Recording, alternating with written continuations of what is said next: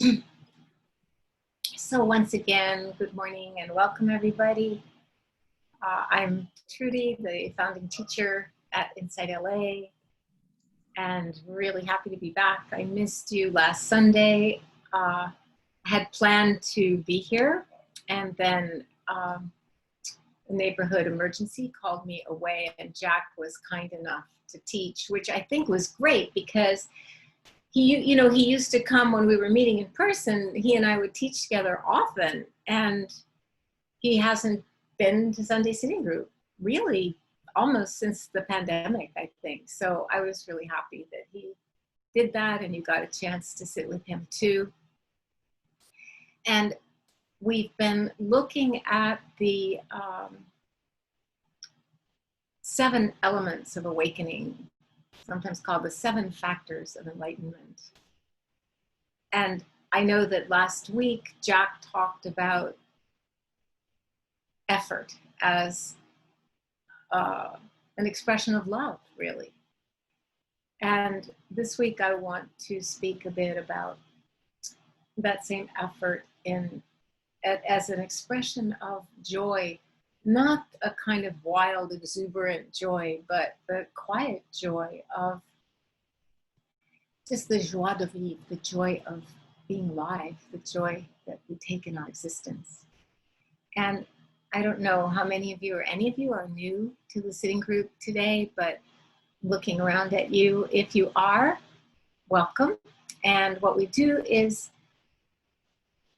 we start with a half an hour of meditation, which I'll do some guided meditation as part of that, and kind of alternate between times of silence where we are able to really look deeply into our own hearts and just see how it is for us in any given moment. And then also a half an hour of teaching.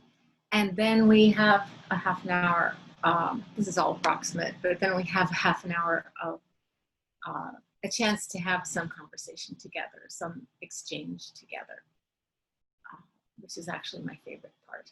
So let's begin with meditation. And while you settle yourselves in your comfortable posture, just seeing if you can align your head and your chest and your pelvis. And you can do this whether you're sitting up or lying down. I do recommend sitting up unless you have a back issue, just because the obvious reason, it's obviously easier to stay alert when we're sitting upright. And so yeah, if you can. And while you get settled, I'm going to get the bell.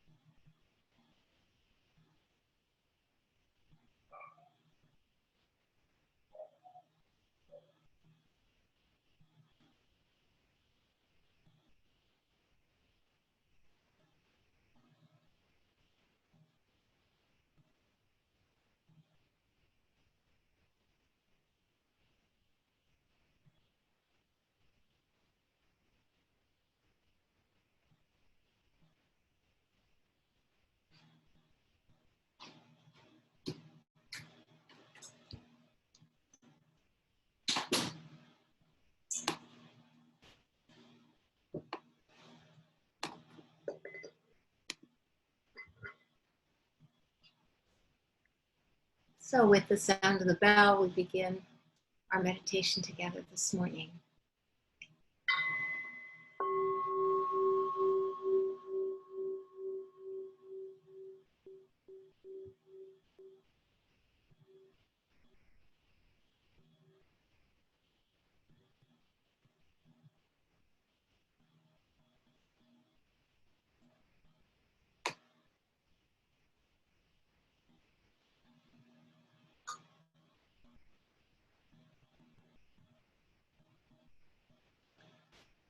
So allowing yourself to relax,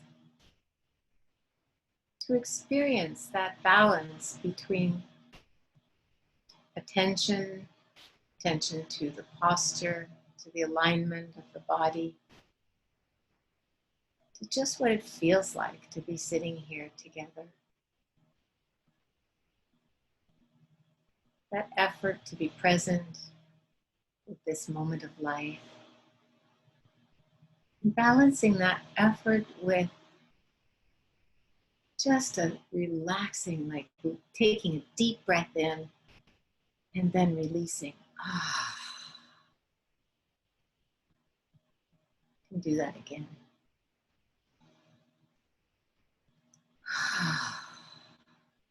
And just feel your whole body relax. There's nothing to do except be here. That's enough.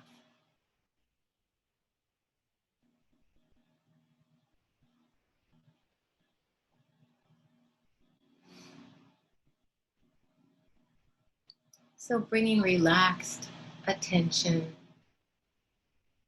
to this sense of being here. Senses open to the sounds of life that may be happening around you.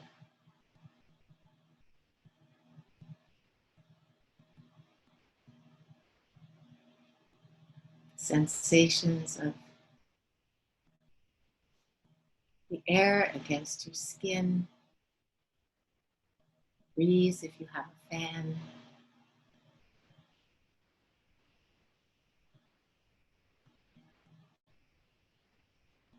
Just noticing the warmth of the body,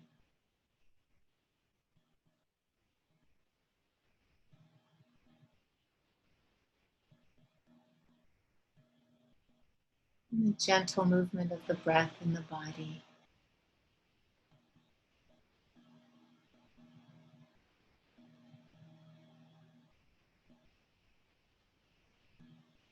And most of all, noticing how all of this is happening without any effort on our part. Hearing is happening.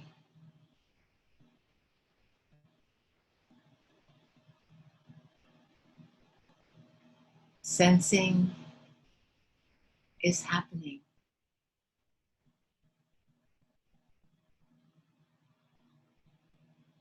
Seeing is happening, whether your eyes are partly open or whether you're seeing the inside of the eyelids.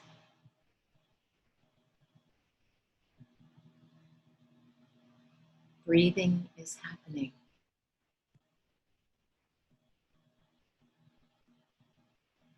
The heart is beating without any effort on our conscious, from our conscious mind.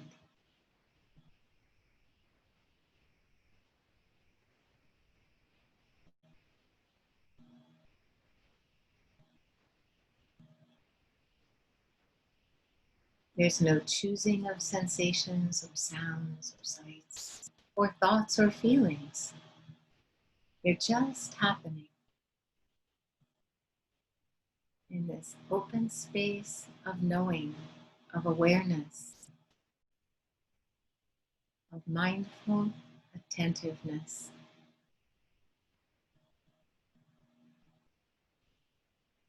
Open, relaxed attention.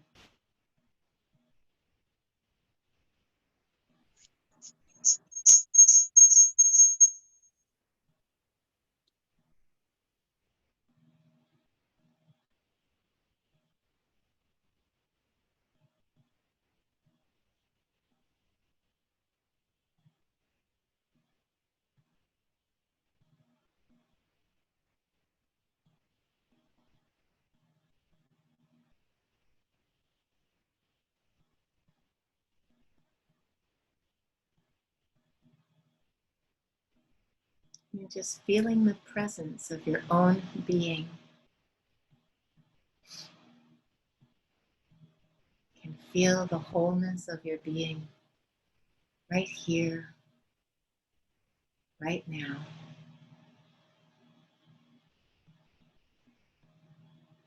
Bringing all of who you are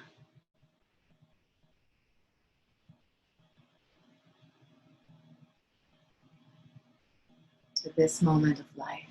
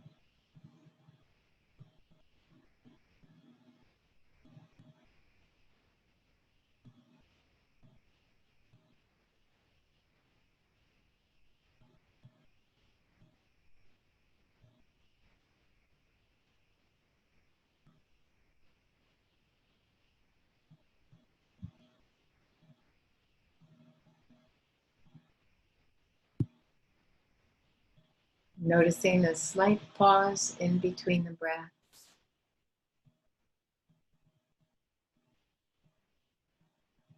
As an in-breath becomes an out-breath.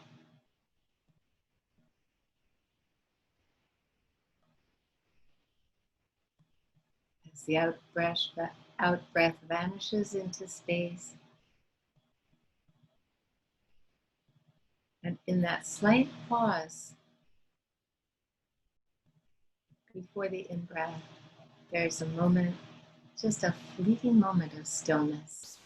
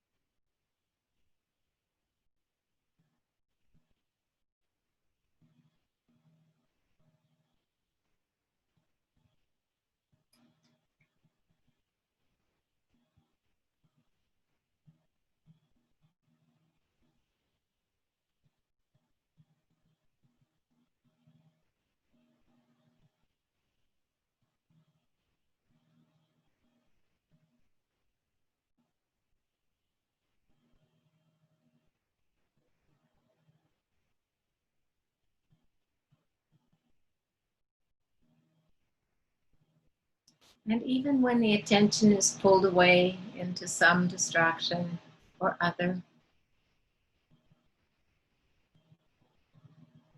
this is no problem whatsoever. You still are being, existing in your being.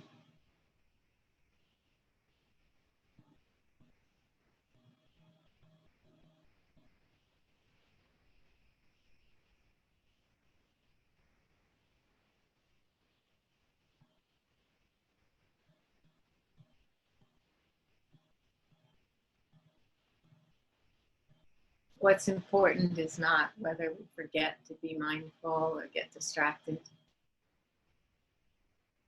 but how we receive the distraction.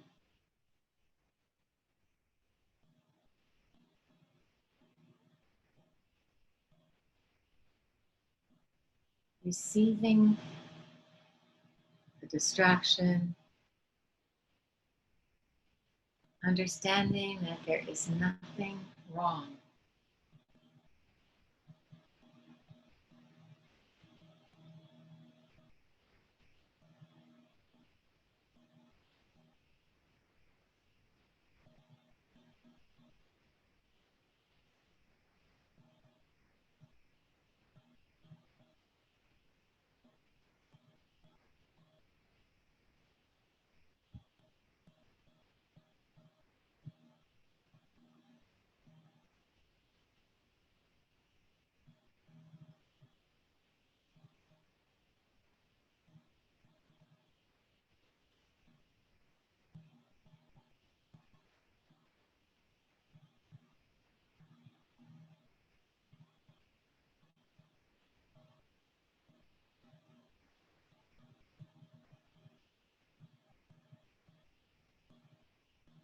Receiving this moment of life with a wide open heart.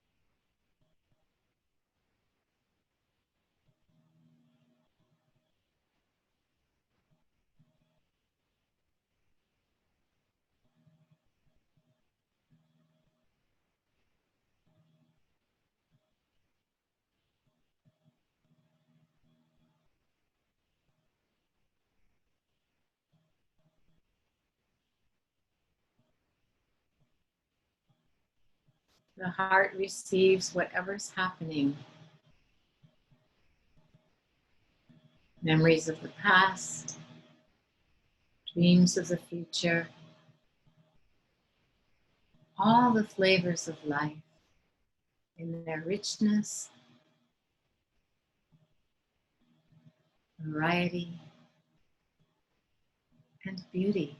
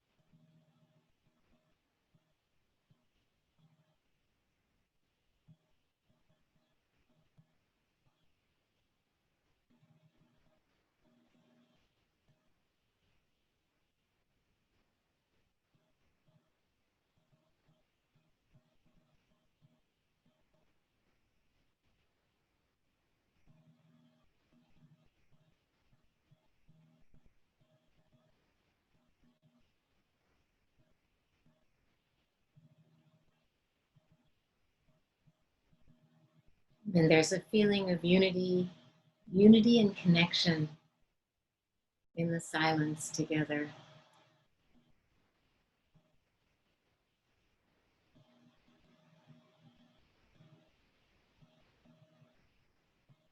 Each of us receiving whatever is arising in the field of consciousness, of awareness.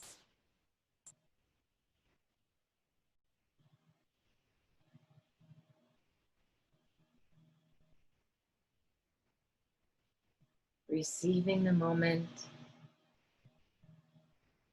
receiving how it is,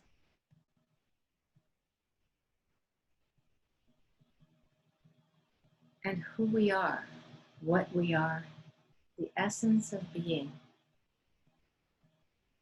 connected, present, united in this.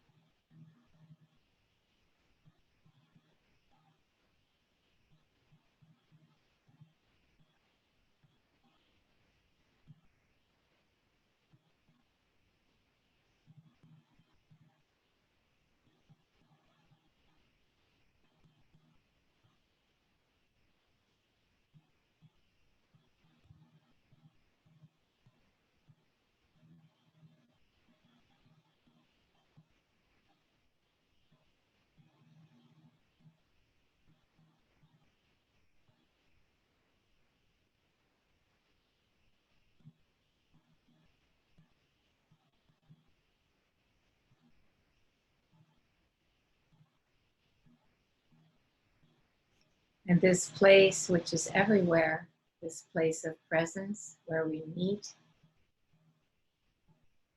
is a place of quiet joy, of gentle love, in this field of aliveness.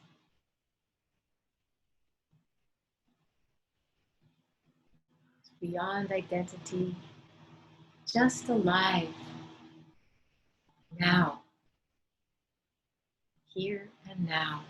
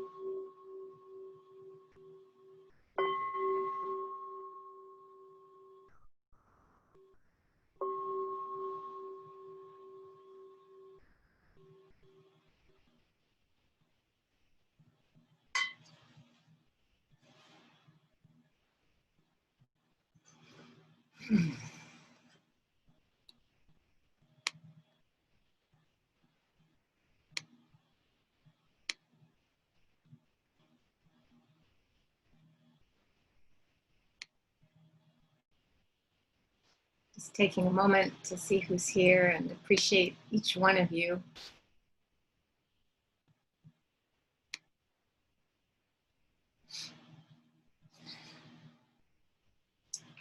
So we have been looking at the elements of awakening and really taking our time moving through them.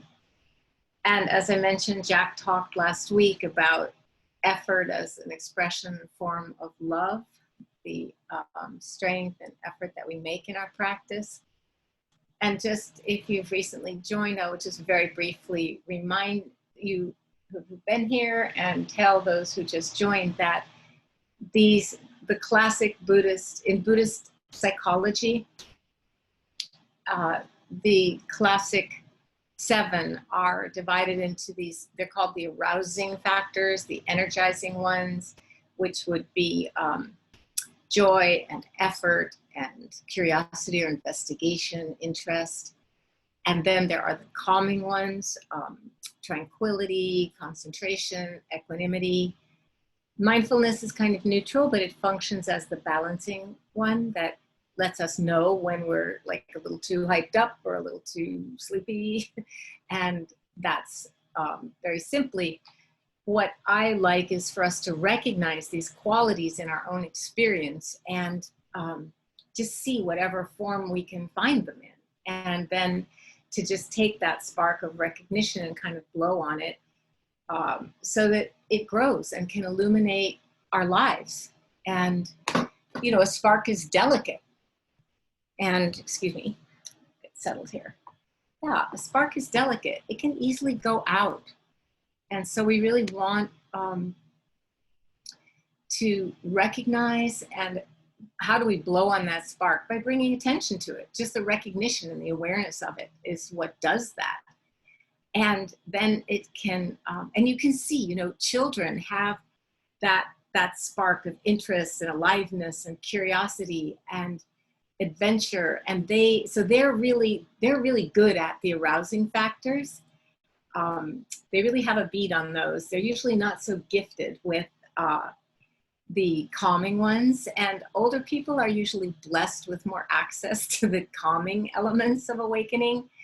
And I speak as an older person, saying we elderlies, we are, you know, our wisdom of experience, our wisdom of just born of experience of life, meditators or not, it gives us more natural equanimity. And it's like you can look at grandparents as opposed to parents, you know, that kind of, the tranquility and ease that comes with being a grandparent. And that concentration that comes from wholeheartedness, that's also one of the calming or settling down factors. I remember when my mom was older than I am, she would spend hours reading 3 newspapers a day, and she would be undistracted by any other demands. That's the blessing of being elderly. I'm not quite there yet, but you can look at it as a time of renunciation of a lot of the things you used to do. And that's a very fruitful time for spiritual practice. But elderly people can also be lacking in those first 3, the interest, the joy, the energy. And what we don't want to do is get so frightened that we take refuge in our routines and the familiar when we're faced with the enormity of what the end of life is, what life is, and of impermanence. And we naturally start to seek comfort and security. So I'm going to talk a little bit about effort, but just through telling you some of the stories of this time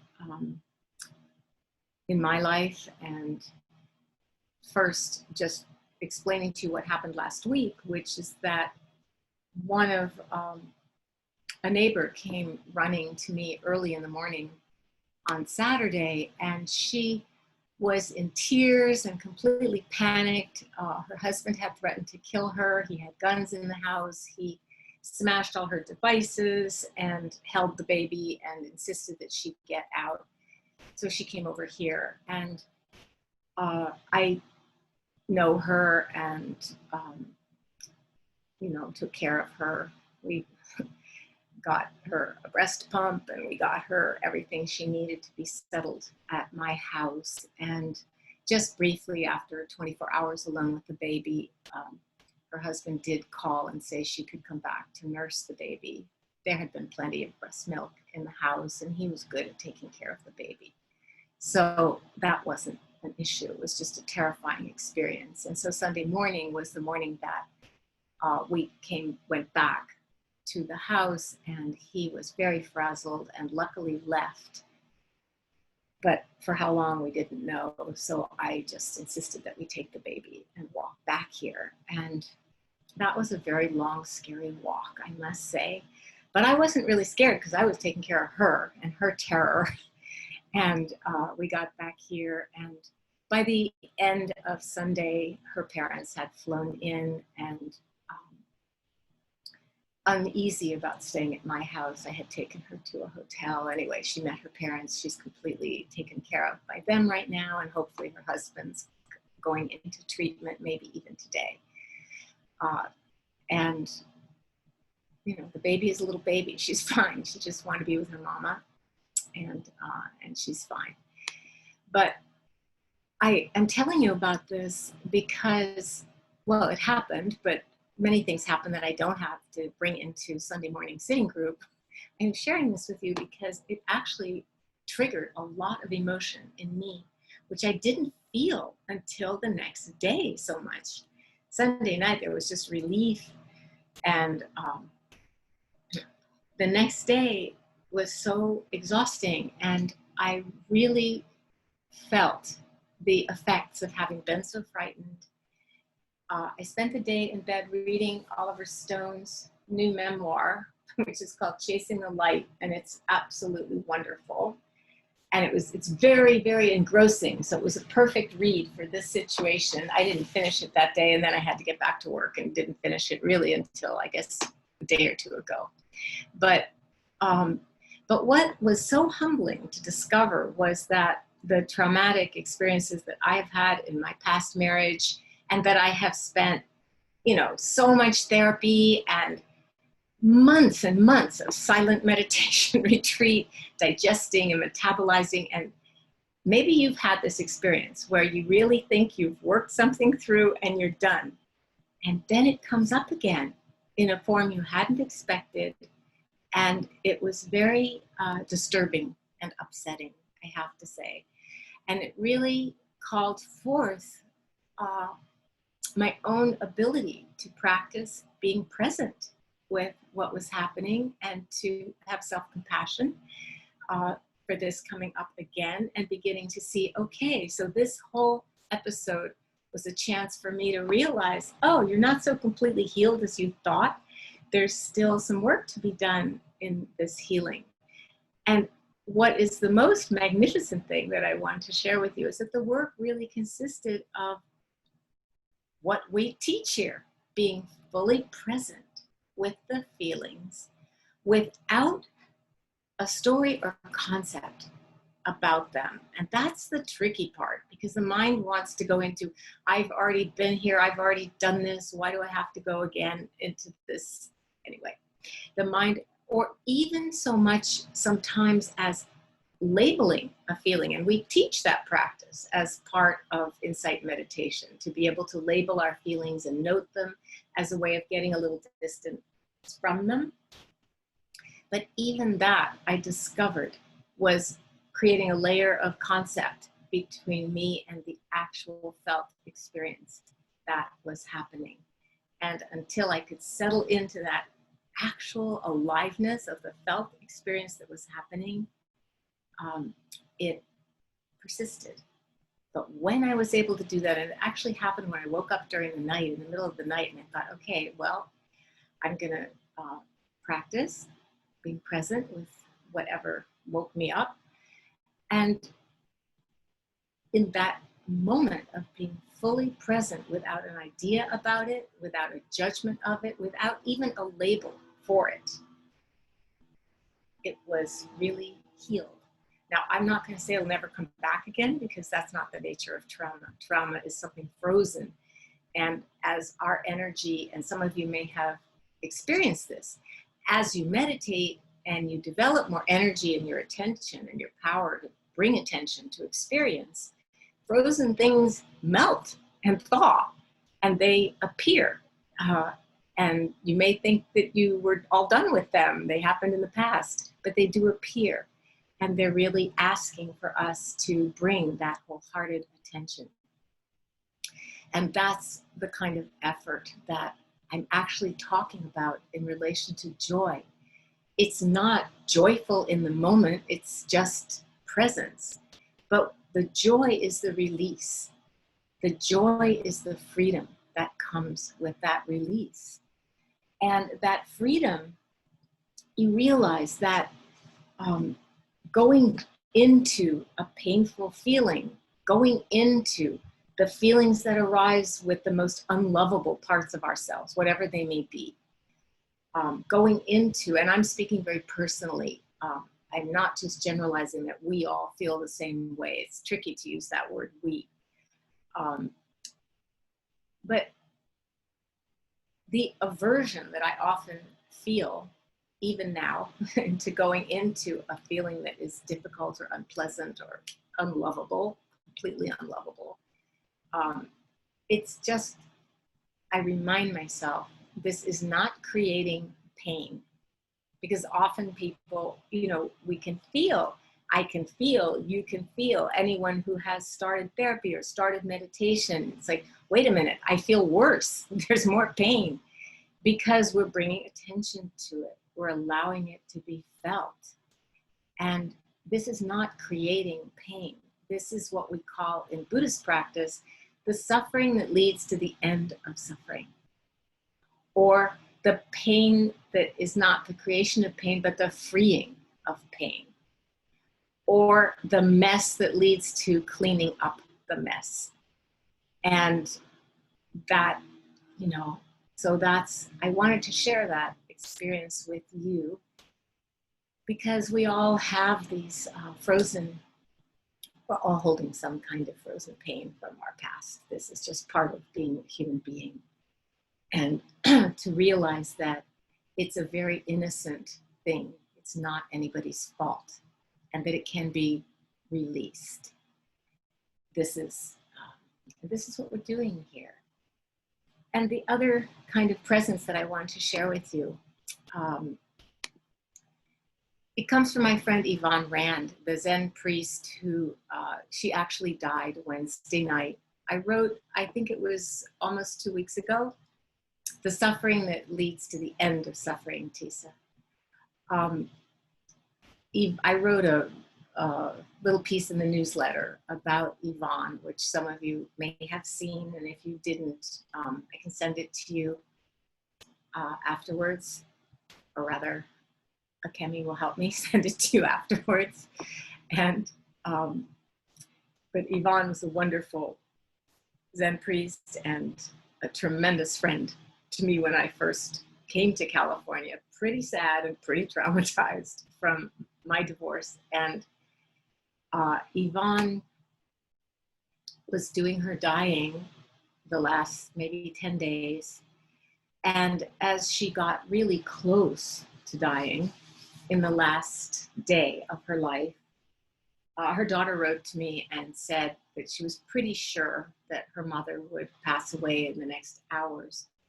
And she said most of what she has been saying today has been inaudible, but we read the Discourse on Loving Kindness to her. We read that loving kindness metta prayer to her. And she said, when we finished, so this is where we meet. And that was very clear.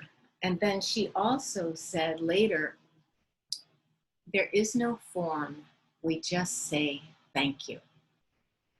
And I thought this too was very beautiful. We're so, if you think of form as identity, the form we kind of squeeze ourselves into, the images and patterns and all of what we think of as me. At the time of dying, we do need to let go of that form. And I don't know, I haven't died yet, I don't know, but my sense is from the time that people take to die and watching somebody going through their dying process, it's a little bit like watching somebody in labor. And the breathing is somewhat the same, sort of, very labored breathing.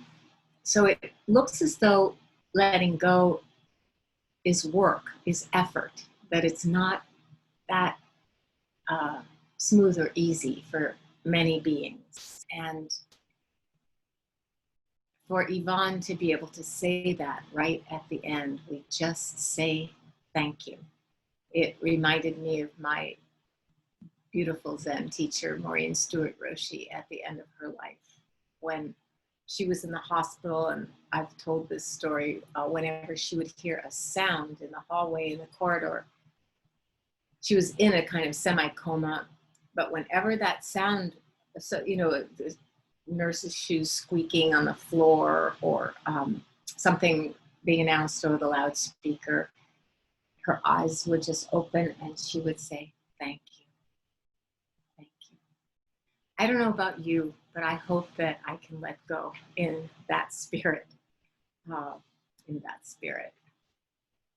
Yvonne left the world as gracefully as she lived in it. And that too is a fruit of her lifetime of meditation practice. So I could tell lots of Yvonne stories, and maybe over the course of the next weeks, I will do some of that. But But I want to tell you, the last story I want to tell you is one, it's really my favorite story about presence, and that the simplicity of the effort to be present, actually. And this is a story about Mahagosananda, a Cambodian teacher who had the title Supreme Patriarch of all the monks of Cambodia. And he had to flee. He happened to be, I believe he was in Paris. He fled Cambodia. And this story that I'm going to tell you is about him standing up and giving a talk. This happened in Korea at a gathering of about 700 monastics at a temple outside of Seoul, where I was with my Korean Zen master, Daesat Sanim. And it happened at his country temple called Sudoksa. And so everybody many illustrious teachers were invited to give talks, and many were in Korean, which of course I could not understand, but the ones that were in English were translated into Korean. And Mahagosananda, he was traveling with us on this pilgrimage to the great Zen temples of Korea. And so when it was his turn to stand up in front of the illustrious assembly and give his Dharma talk, he stood up in his simple Theravadan robes, one shoulder bare, and he spoke in French. And that was significant to me, because French is the language of the country that colonized his country, Cambodia. And his talk, this is what he said. He said, "Je suis, tu es,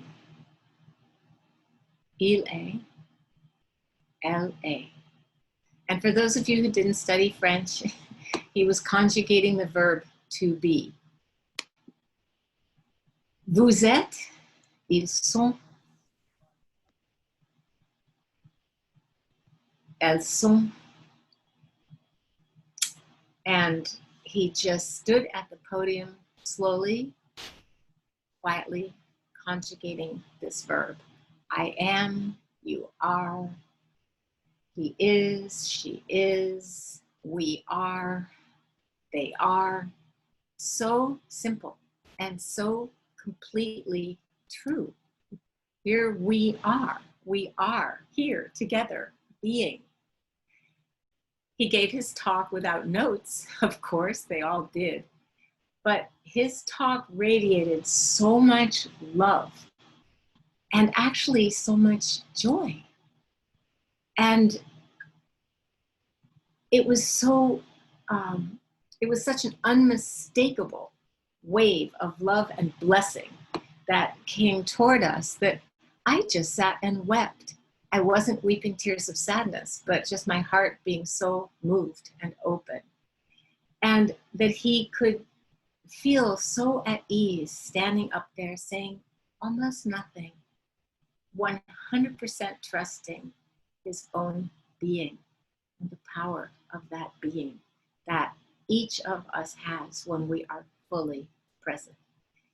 He broke our hearts wide open. I wasn't the only one that day. And just the fact that he could stand there after the killing fields in Cambodia, after losing 17 members of his family, all his brothers and sisters, not to mention thousands of the monks and nuns that he had trained and who were his spiritual brothers and sisters. But none of that was really going through our heads. Many of the people couldn't understand the words that he said. I happen to be able to speak French, but it didn't matter. Everybody felt that quality of his presence, standing there, so humble, so soft, so quiet. It said it all. Wordless words. Just the kindness of pure being. And I wanted to share this story with you because I feel as though, we're always desperately trying to patch up or create a viable identity in this life. And I couldn't find the sutta that this quote was from, but I found it in a talk that I gave in 2009. I was going through some papers and I love it. It says, just as a pitcher carries water or lemonade, just as a bottle carries milk, everything with a form carries the formless reality, the wholeness of life, the divinity of life, the sacredness of life. And we could say that about each moment of aliveness, of experience of life. And, you know, even in a crowded room, even with all the Zoom tiles in front of us, even whatever condition or circumstance you may find yourself in, that glimpse of something more, of something that we are in our being, that whiff of silence, or maybe just the total immersion in it, whatever it may be, but sensing that inner space of the heart and the energy. We can talk about effort as energy. The energy of no form, only thank you. You know, the energy of this is where we meet after all. After all is said and done, this is where we meet in metta, in loving kindness, in connection, in unity that transcends all the particulars, all those flavors of life that create the richness of life. So I'll tell you some more Yvonne stories in the weeks to come, because they're beautiful Dharma stories. But this is what I wanted to share with you today. And now it's really a time for you to have a chance to, you know, not everybody unfortunately will have a chance, but for some of you to, oh great, thanks for putting the link. I see that, Kathy. Thank you so much for the piece about Yvonne that was called Farewell, Yvonne.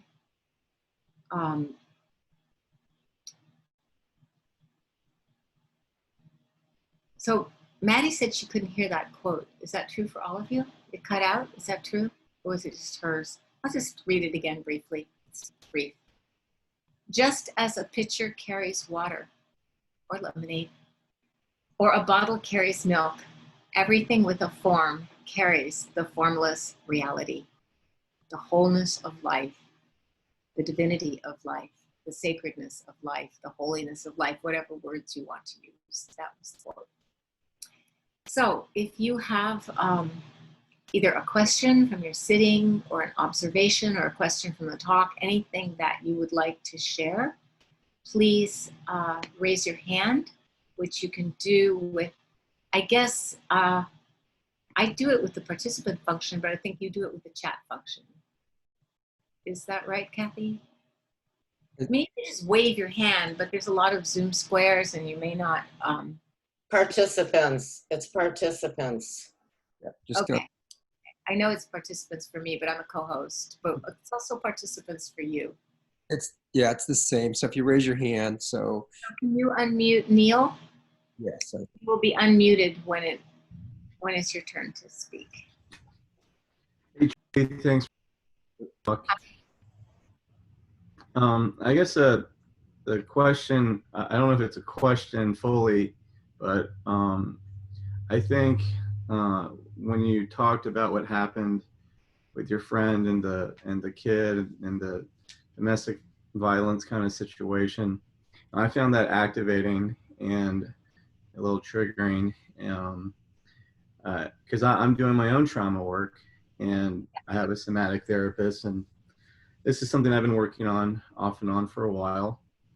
And last night I had a slight issue with a friend, and I called someone and we talked, and some stuff from my childhood came up, and we talked about self-care and self-soothing as being a way to kind of take care of myself. And Beautiful. I employed the stuff we talked about. And I guess the question I have is, in terms of mindfulness, like when something difficult arises, Yep. whether it's just like everyday stuff or if it's something deeper, sometimes I'll hear, Neil, just go to your breath or what have you. But like in terms of like self-care and mindfulness, I would imagine like, is loving kindness the way to go? Like if something difficult arises, What do like, you go ahead.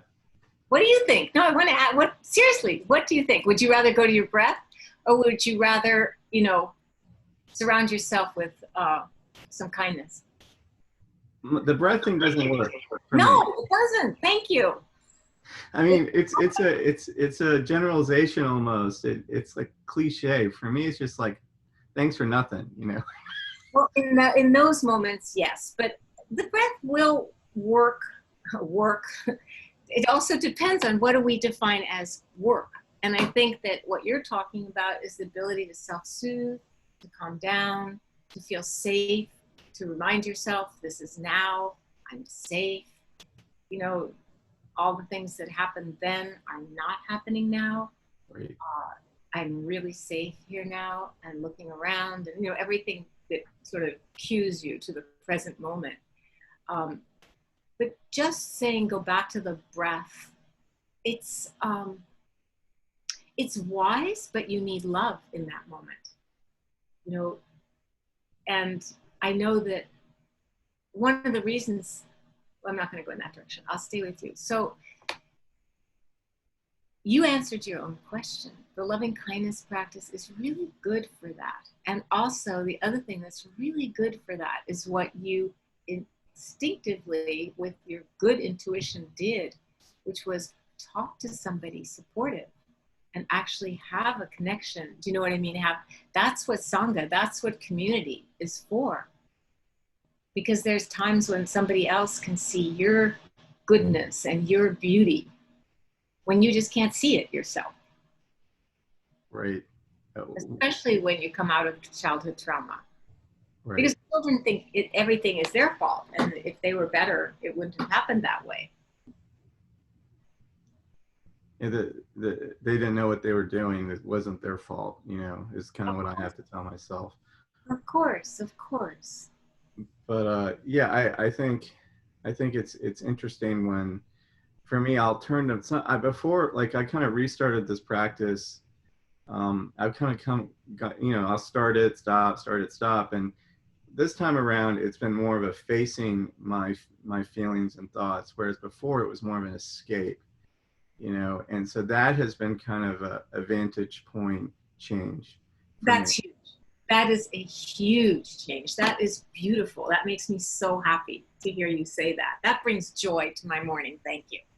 Because at the beginning, and everyone, I think most people do this, I certainly did. At the beginning, we want to apply the practices to whatever's painful or unlovable to make it go away. And that's our, that's our motivation, right? Right. And that's all we know how to do at that time. But if we keep at it with some determination and keep at it, what happens is exactly what you're describing. We'll begin to realize, the point is to offer the attention that the little child never received. An accepting, warm, caring kind of attention. And that, in the light of that attention, something is healed. And it might have to be offered over and over and over again. Just like little kids, you have to feed them over and over and over again. Right. Yeah. And as for my telling that story and it triggering you, probably other people felt that way too, who've been in violent situations. And but we have tools to work with that kind of triggering. I hope it wasn't something so severe, but it doesn't seem like it. No, it's just upsetting. It's upsetting that there is violence and that actually our country is a pretty violent country and people are socialized through movies and, endless. Anyway, we won't go into that. But, right. Yeah. Thank you. Oh, were you going to say something else? Please. I was just going to say something about activating and deactivating and tetratically expressing feelings is something that I've been, learning about, and it's something that we're not taught in school. We're not taught how to fully express a feeling sometimes in a healthy way. Exactly. We're taught growing up, which is, I know that people talk about this in these sits, so it's not anything new. But anyway, that's all I was gonna say. That's beautiful. Thank you so much. I really appreciate your saying it. Thank you, Trudy. And I'm going to unmute Meredith here.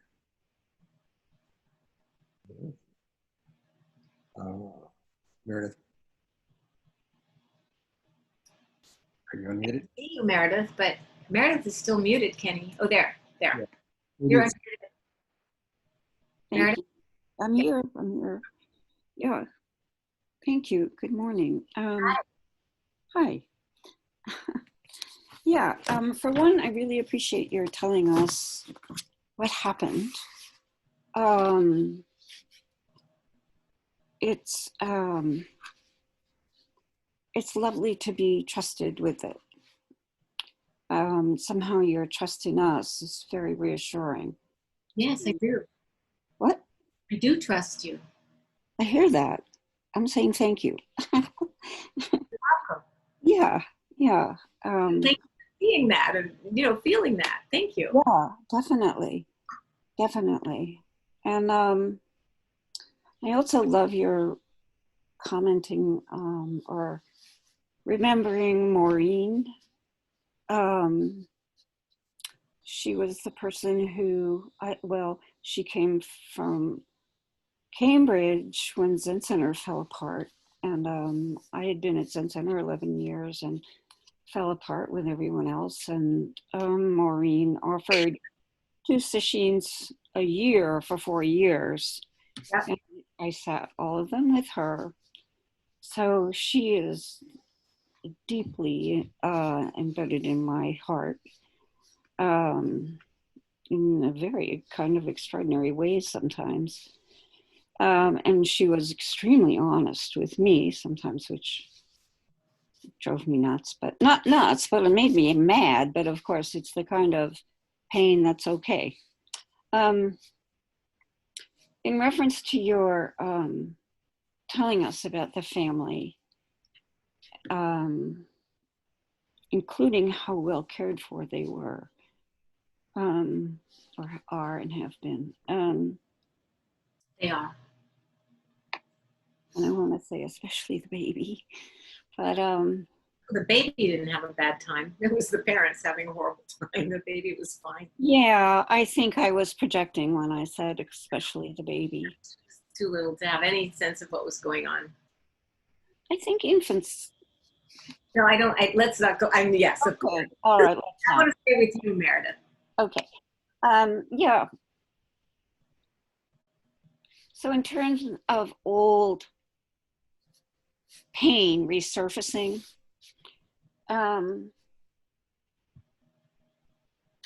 that's a large part of what your talk this morning has evoked for me also.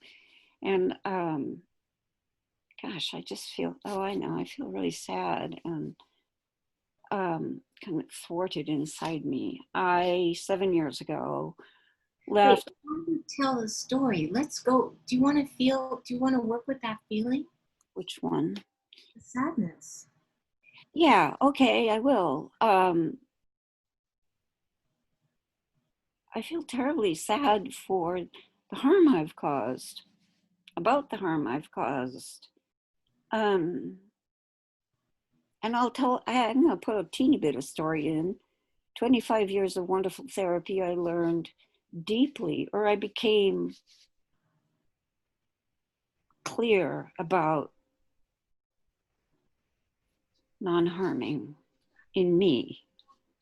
And then I left a therapeutic relationship, and the grief of that brought up the rest of what needed to be healed from my childhood. And I lashed out all over the place, and I couldn't bear to be with any. I lashed out against her and me and all of my siblings. But now, I'm going to bring you back to now. Just because. Okay, now I'm extremely sad about the harm I've done Yes. and how profoundly difficult all that complex healing is. Yes. And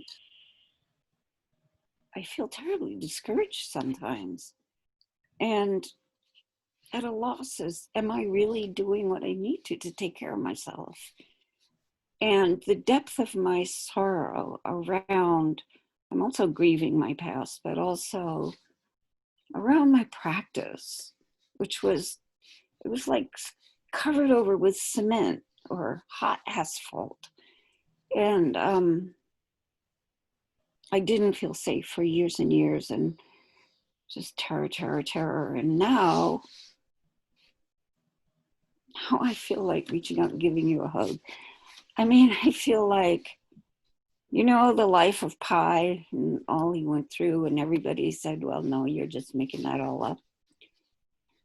I feel like you and we are saying, no, you didn't make it all up. That's right. That's right. And it's, Thank you. you're welcome. The sadness is Yeah. appropriate. It's okay. It's not a mistake. It's not a distraction.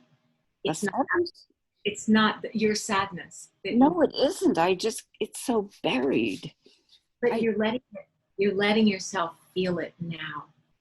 True. You're sharing that you're letting yourself feel it now. It's not that buried or you wouldn't have even felt it. I know. I mean, I hear you. I mean, I haven't felt it in so long, except listening this morning. It's like, oh my God, thank you. I'm so grateful. You know, I feel the sadness. And the thing is, Meredith, all those years of intensive practice that you did, living at Zen Center, all the sessions with Maureen, and it brought tears to my eyes that you sat those sessions with her. All those years of doing that, you know, maybe you were covered over with cement or asphalt or whatever it was, but something was happening that is allowing you to be different with it now. Something came. I agree. Those years, and I can. And I also want to say, I'm sorry to interrupt. Go ahead. It's still, I feel like I'm not supposed to say this. I still feel like this. Maureen was clear with me 3 years into sitting with her. She said, Meredith, you never learned any Zen at Zen Center. The respectful thing to do would have been for me to have been told, why don't you go to a good therapist and come back later? And I fought to go to therapy at Zen Center, and they said, no, don't go, but I went anyway. So I need to say Zen Center was not terrific.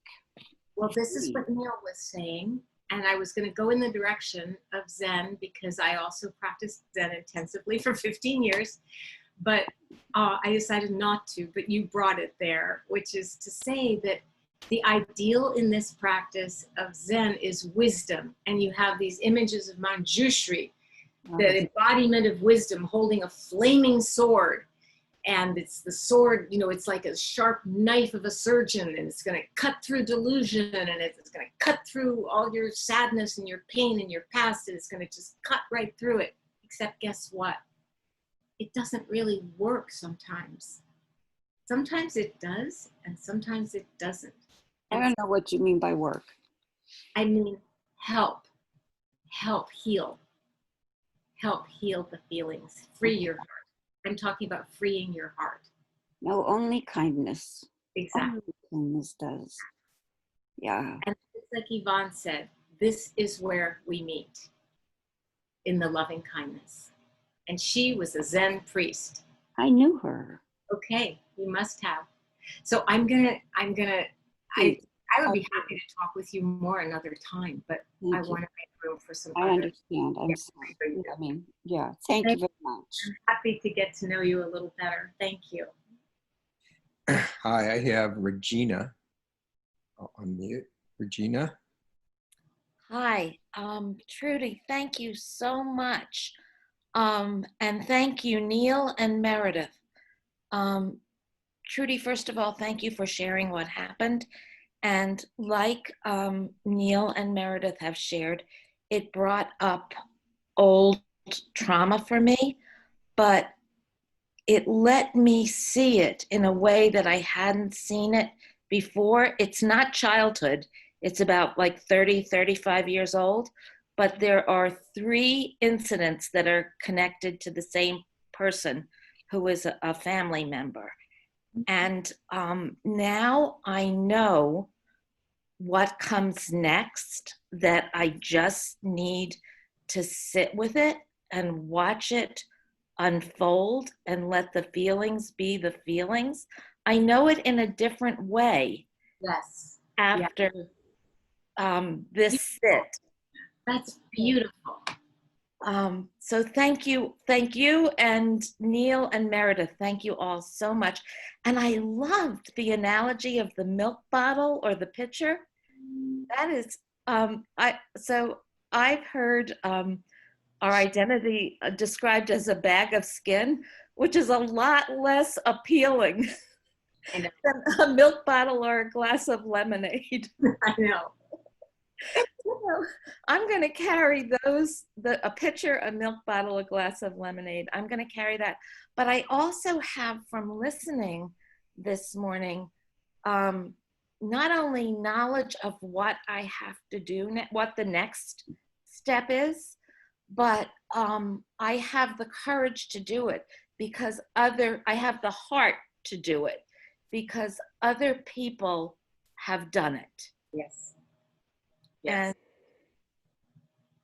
it helps, it supports me, it helps me. Yeah, it gives you courage. We give each other courage. This is why the community and the connection is so important. And I feel the connection growing even during the pandemic, even during our quarantine and isolation and everything that we're going through here in this country. I feel here in the sitting group, the connection is growing and the ability to support each other is growing. And Meredith, people are thanking you too in the chat. And I meant it when I said I would be happy to speak with you, Meredith, because it wasn't enough time today. And anyway. Thank you. Thank you, Regina. Really, that's beautiful. Wow, you're making my morning. I will say thank you. So next person, can you unmute? We have Gabby. And I just want to say, everybody, I really thought about whether or not to tell you what had happened since it was a domestic violence situation. And obviously, in any group of people, there are going to be at least 25% of the people who have had contact with violence and abuse in their childhood. So I really thought about it. And then I felt, but this is something that happened in a way, it was part of our group because it was happening during our group. And I do trust your practice and your willingness and ability to be with that. Because we're gonna, we're continuing to grow our capacity to heal and be more and more alive and more loving. So thank you. Gabby. Who's unmuted now? Maybe the next person and we'll come back to Gabby. Okay, I have Ben. Okay, good. Hi, Trudy. Hi, everybody. Hi, Ben. This is my second week with you. I'll try and keep the prologue short, but I just started meditating in March when this all started happening. And then I was brought to you and Jack and people thanks to Midnight Gospel and Duncan and that whole thing. So you're from Duncan, great. I love Duncan. Yeah, it's been a great first step in for me, but like everything, like the resonances and the synchronicities have like started piling up over the last couple months. And I'm a stage actor. That's how I make my living. So I can't really do that right now. So I don't have any societal obligations. So I've decided I'm going to go to Washington State for 2 months in September and October and kind of just unplug from everything, from the digital world. Don't unplug from us, Ben. Well, no, that's part of it. I have like, I want to, hopefully the internet will be strong enough that I can be Yeah. with, Yeah. but like, I have, I have a path with heart, I have radical acceptance, I have some books and I have some things, and I'm going to stay connected with my therapist. And Good. You have a I, plan. yeah, I have like the minutia of a plan, but I just wanted to know if you had just insights and thoughts, and just, I have kind of the technical things, I've looking at your website of just like creating your own retreat, but any thoughts that you might have, I was just interested in hearing, because I feel like I'm a little alone with everything. I'm kind of guiding myself. So, and that's scary. So It's scary to trust our intuition, especially moving into the unknown. It really is scary, and it's so good to do. And you talked about synchronicities and so forth, and that's what happens when you begin to meditate and really do it in a consistent way. Because what happens too is you begin to practice mindfulness, and so even when you're not formally meditating, your awareness is increased. And everybody has what I would call psychic abilities, intuitive abilities. Everybody has them. It's just that they get blocked, and they get blocked by different things. They get blocked by trauma, they get blocked by, well, anyway, they get blocked, but everybody has them. And when we start to sit with ourselves and let ourselves be, literally, that intuition begins to get stronger.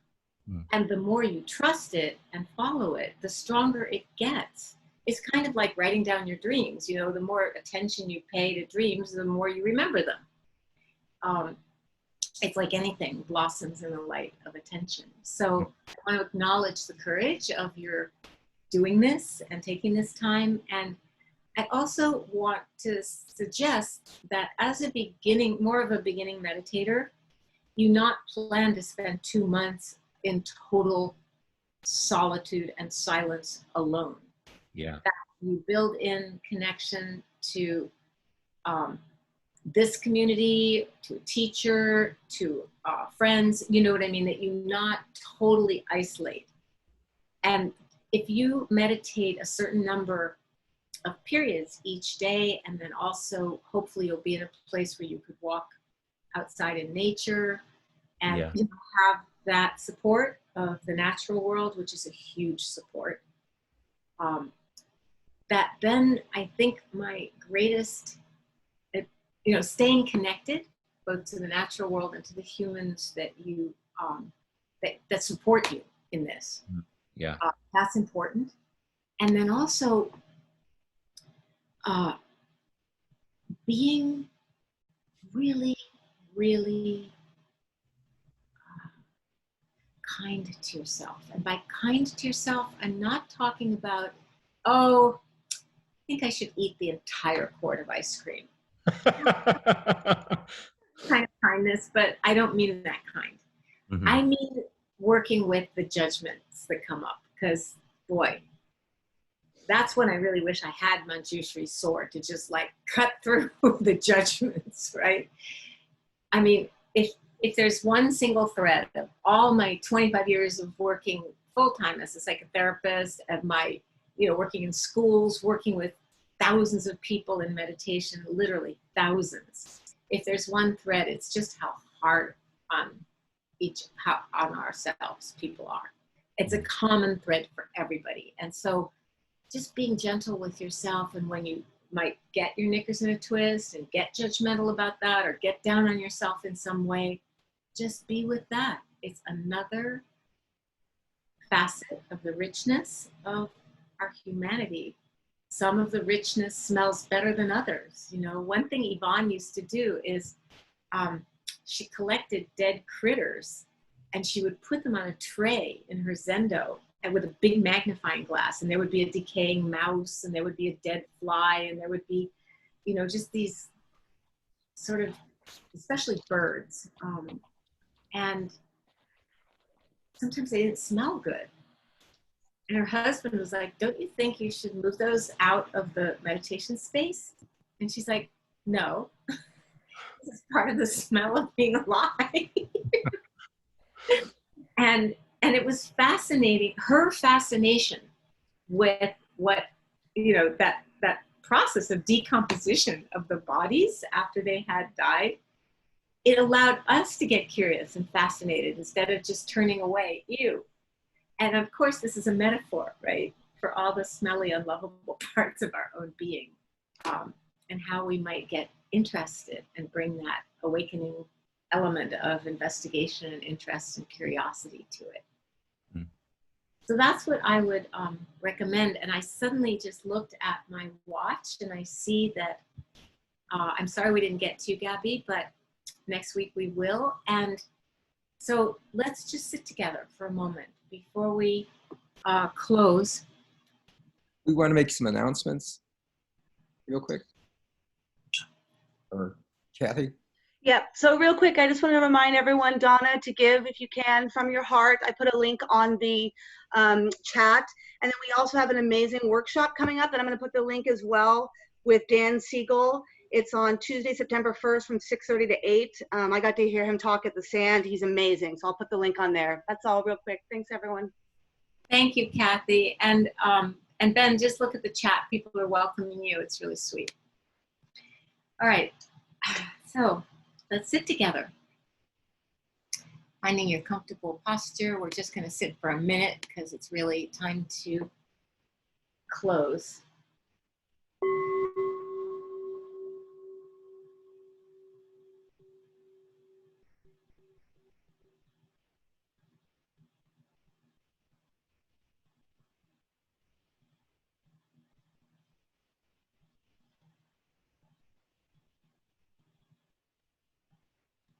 So when we come to the end of a period of study and practice together, we offer the goodness of our practice with an act of imaginative sharing. We just imagine that whatever we learned that was helpful, whatever we learned that was useful to us, whatever happened that felt beneficial or good, that we just offer the goodness of our practice to all beings everywhere without exception. And we wish for all beings, all those who've had trauma, all those who have inflicted trauma, all those who have experienced abuse or violence, and all those who have abused, all beings, that we can understand the basic innocence of what happens in this life. Everything happens due to causes and conditions. And nobody, whatever we do as adults is usually conditioned by our past. So we offer the blessing and the goodness of our practice with the wish that all beings may experience happiness and the causes of happiness, and be free from suffering and the causes of suffering.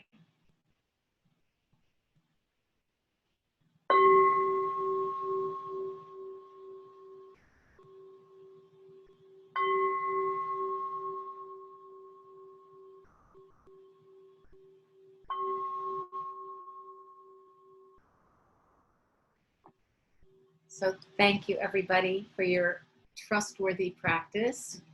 You're going to be unmuted so we can actually say goodbye to each other. Thank you, Trudy. Thank you, Trudy. Thank you. Bye. Thank you, Trudy. Trudy. Bye, everybody. Thank you. Bye, everybody. Thank Thank you, Trudy. you, Trudy. Please Crazy. take care of See you yourself. all. Thank you, Trudy. Good luck, Ben. Thank you for See everything. you. Thank you, Trudy. Everyone. You're welcome. Thank you for your practice. Thank you, Trudy. I look Thank forward you. to Have a good week. Thank you. You See you too. next week. Okay. Bye. Bye. And yes, I'd like to have Jack back too, by the way. Thanks to Kemi and Kenny. Yes, thank you. Sorry, I forgot to thank you. Kathy's on our cruise. Shout out next week, I promise. Thank you all. We're building up a bigger cruise so we can take turns.